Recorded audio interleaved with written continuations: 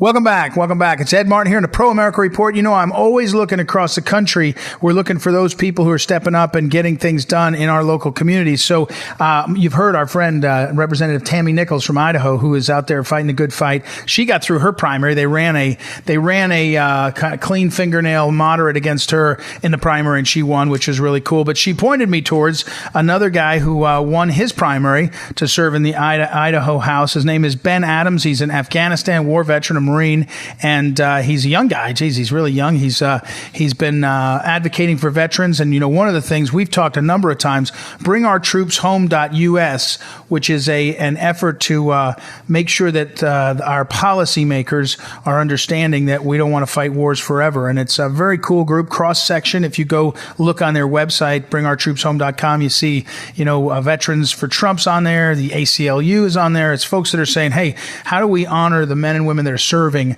make sure we've got things right. So first of all, welcome Ben Adams to the program. How are you, sir? I am doing fantastic. I appreciate you having me on. Well, you know, Ben, and I'll say benadamsforidaho.com. You can check out his website. I'll put it up on social media. Check him out and I love to get involved with folks who are fighting a good fight. But Ben, first, as a veteran, you know, when you were getting involved with this organization that was Bring Our Troops Home, you know, kind of why would, you know, my brother's a Marine. I think I told you off the air, and he, you know, veterans are especially veterans of these wars, they're very tight in a way. They've experienced a version of hell, and they don't take it, you know, they don't look lightly on it. And you know, this Bring Our Troops Home was being clear. You had a mission that was a little different than just regular talking about help the vets. You know, you're saying get American involvement pulled back. Why'd you get involved? How did it work out? How is it to be involved in that? Yeah, so I got involved. I met the founder, Dan McKnight, and had the privilege of being on the first panel that we hosted here in Idaho. And in the concept that I've approached it to, it's a foreign policy issue. How our foreign policy is handled. And after 20 years, virtually of being in Afghanistan, and I'll speak specifically to Afghanistan, but what we see is not worth a candle to what we put into it. So throwing good money after bad is usually a poor choice. And, you know, there are lots of other factors that go into it, but fundamentally that the general move from, okay, we understand that if we are fiscally conservative, that we cannot wage perpetual war. We're talking with Ben Adams, who is, I guess, do you have a general election? Is there a Democrat in your race, or is it a pretty safe Republican seat? It's a pretty safe Republican seat. There is no Democrat running in the general, which in my race, which makes it a little more a little more comforting, a little easier. A little easier down the stretch. So let me ask you about that. You're running for office, and you finally are on the ballot. This is your first time running, is it? This time? That's correct. This is my first time. All right, so you've never done this before, and lo and behold, with everything that's happened, you end up with a primary election that's 100% mail-in ballots. Now, that was because of the coronavirus, right? So how did you adjust to that as a candidate and in the election? This mail-in ballots, it scares the heck out of me. How did it work? Yeah, so it started like any other campaign, going door to door, but that only lasted for a couple weeks. Before we went into COVID lockdown, we had a stay-at-home order here in Idaho.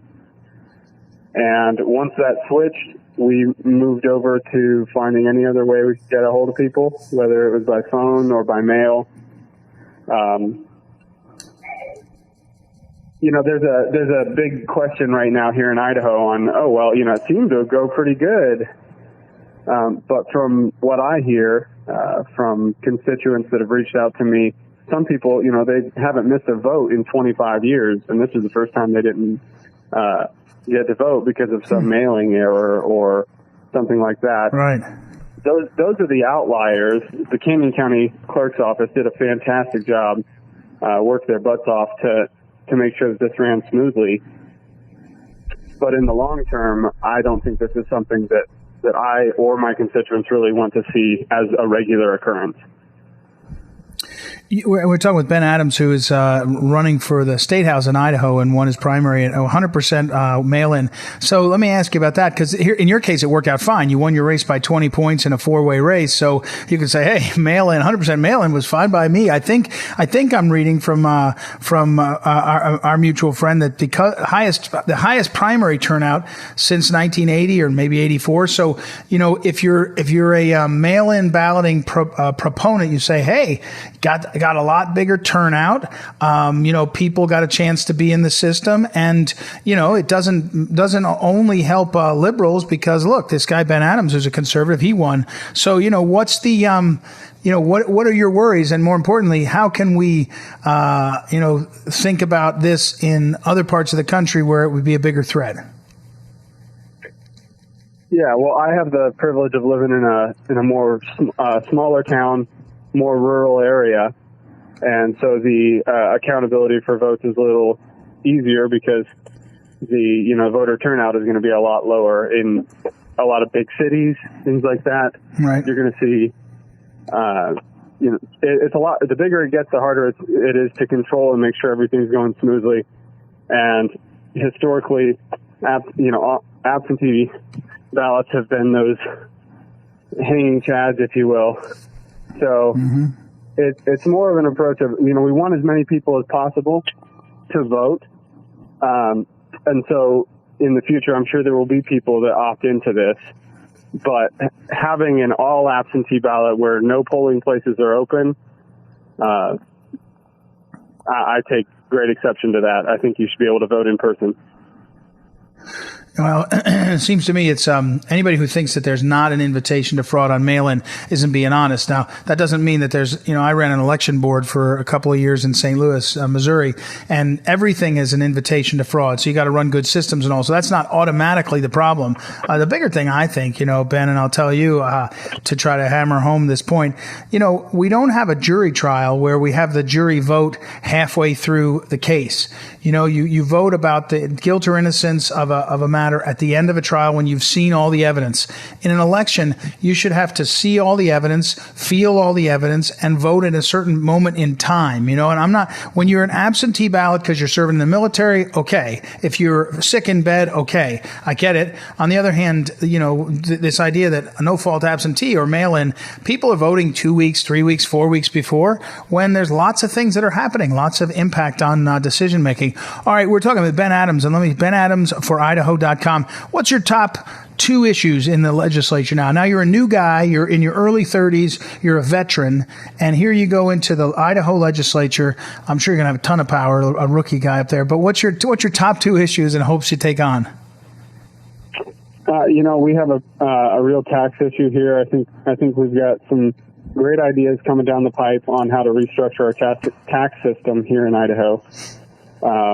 Property taxes have been a huge concern in my district, and it looks like we will get some temporary relief, but not anything permanent. So we're going to have to address that at some point sooner rather than later. And then transportation is a big issue as well. In my town, we tend to be a bottleneck on the highway system. And so updating our interstate system to match the traffic that's coming in, with the growth into Idaho is a very, very big issue going on right now. In Idaho, well, we're not it's good to hear of COVID-19 either. So that round two doesn't happen is a high priority. Oh, good. Well, I'm glad you answered in the way you did. If you're state rep and you go in and you suddenly want to address global warming or international treaties, you got to get the roads going, get taxes down. So good for you, Ben. The other thing, bit of advice I'd say to Ben Adams, again, it's Ben Adams for Idaho.com. Check him out. Is do whatever Tammy Nichols says. That's my motto. Tammy Nichols usually knows what she's talking about. So thanks for coming on, Ben. Thanks for your service to our country in the Marine Corps and now in the Idaho legislature. We'll keep us on a short email list so we can hear what's going on. All right. I appreciate it, Ed. Thanks for having me on. All right. Thanks, Ben Adams. We'll take a break and be right back. It's Ed Martin here on the Pro America Report. Be back in a moment.